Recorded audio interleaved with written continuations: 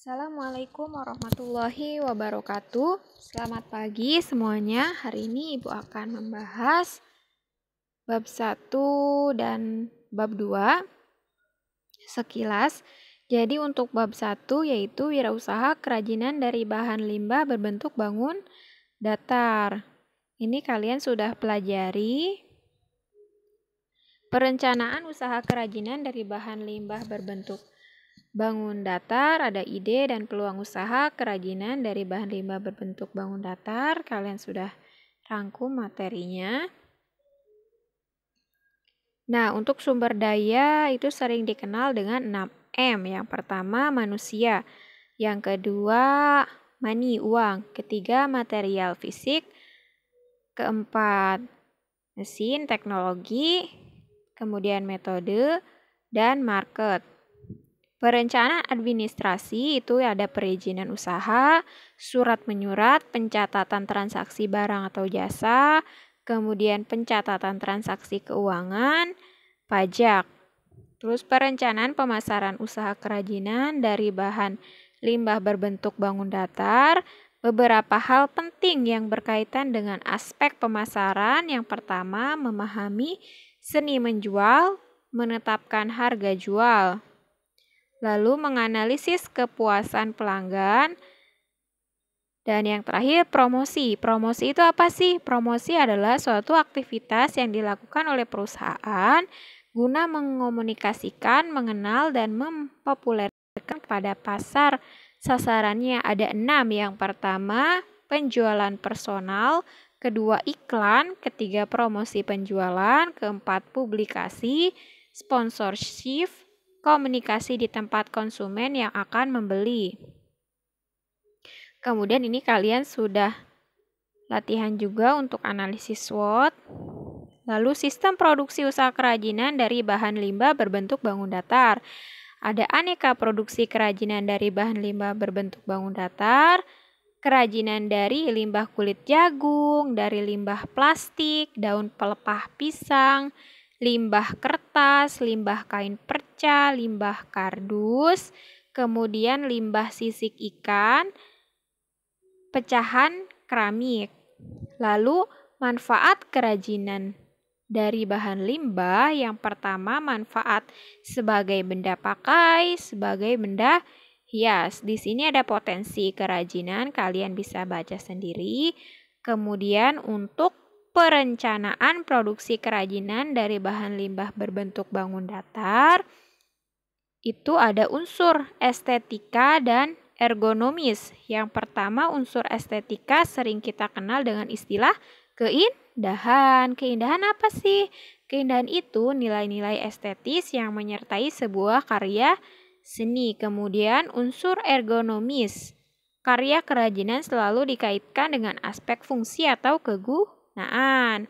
Yang pertama, keamanan, kenyamanan, keluasan.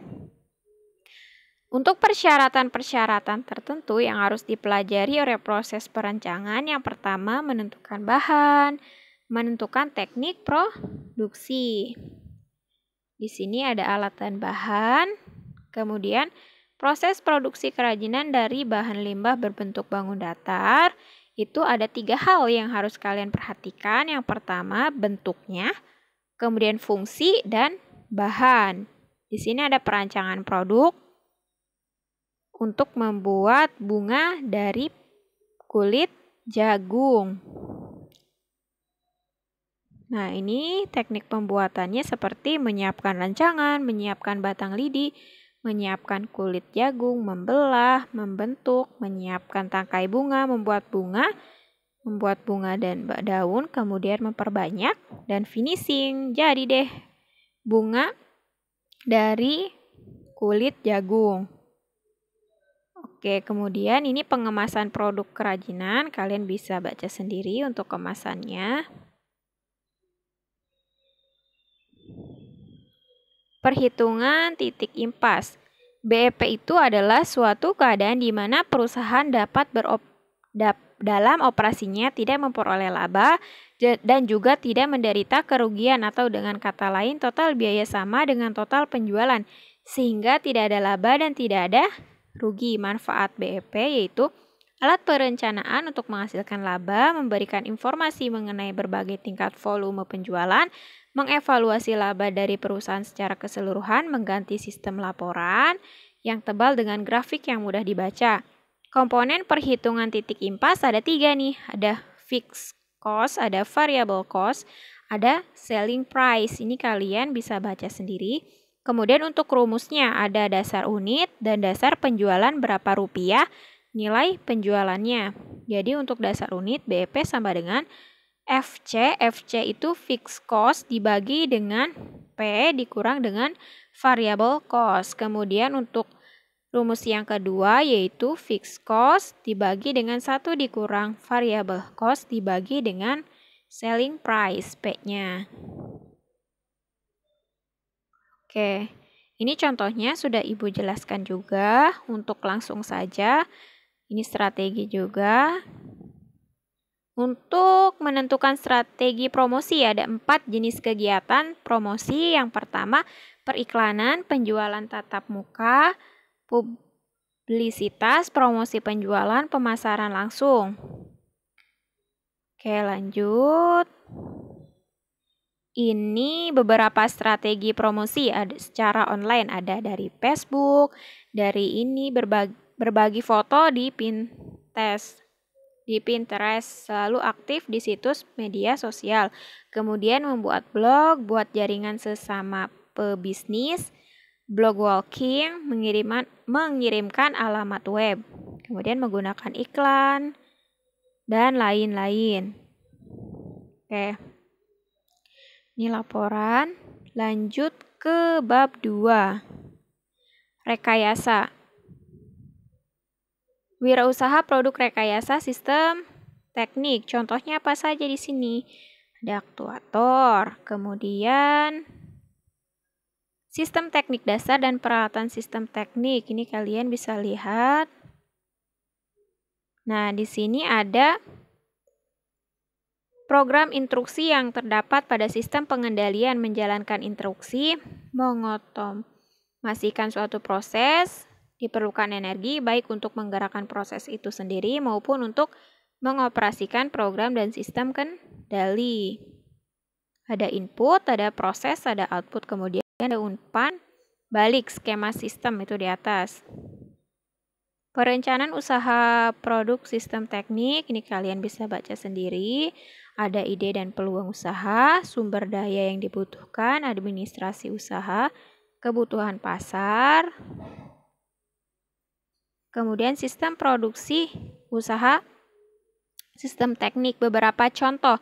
Di sini ada contoh peralatan sistem teknik. Yang pertama, alat pencetak arang briket, alat pengering hasil pertanian, kompor batik, alat pengambil zat warna dalam indigo.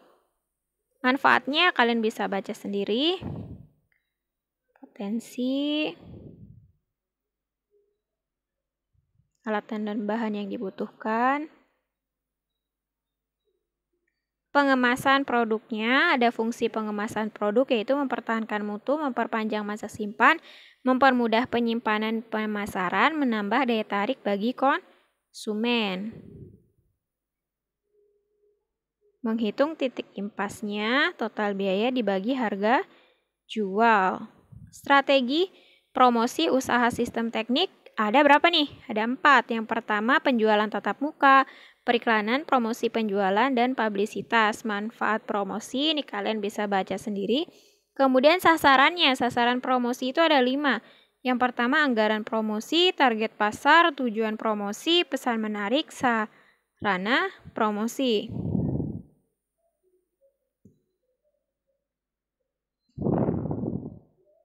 Oke, bab 1 dan bab 2 tadi sudah Ibu jelaskan.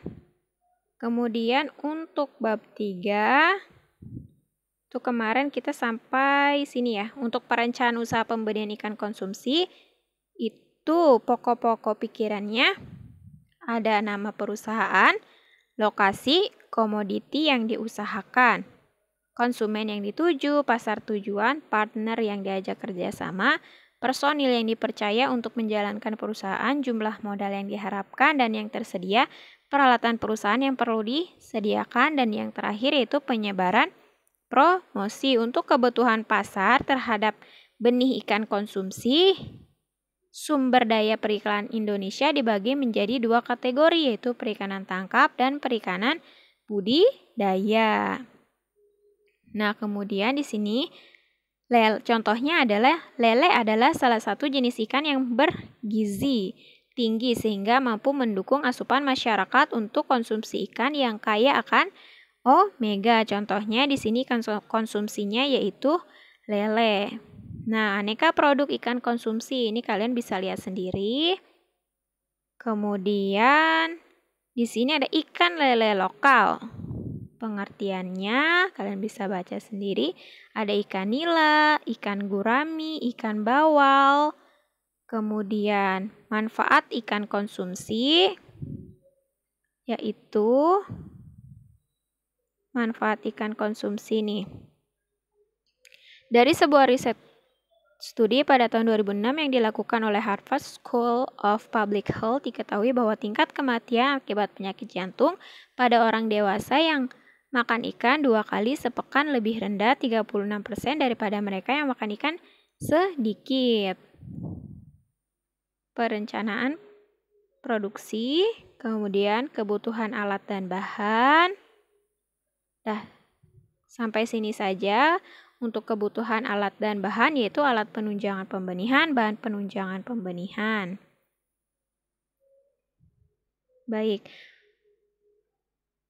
Pertemuan kali ini sampai di kebutuhan alat dan bahan saja.